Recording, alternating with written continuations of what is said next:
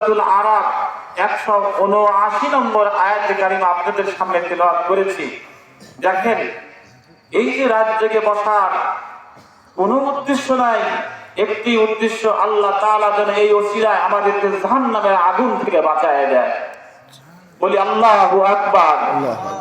এই যে কিছু সময় আমরা বসলাম, আলোচনা করলাম, শুনলাম, হতে পারে এই আলোচনা শোনা এবং বসার ওসিলায় আল্লাহ তাআলা তামাম জিন্দেগীর গুনাহ খাতা মাফ করে দিবেন, বলুন সুবহানাল্লাহ।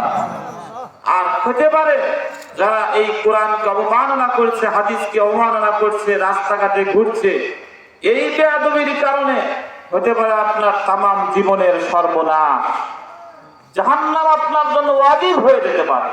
কেননা আমার চেহারা সুরত অত ভালো নাই, কিন্তু এখানে কথাগুলো হলো মেইন উদ্দেশ্য।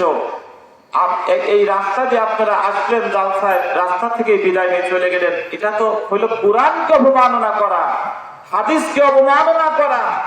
সেদিন ইয়ামুল আদালত, মাহশরে আদালতের দিন, এই কোরআন আপনার বিরুদ্ধে সাক্ষ্য দিবে, হাদিস, রাসূলুল্লাহর হাদিস আপনার বিরুদ্ধে সাক্ষ্য দিবে।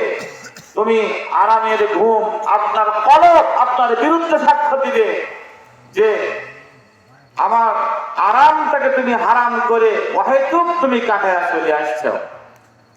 দেখেন, আমি আমার মূল আলোচনায় ফিরে যাই। আল্লাহ তাআলা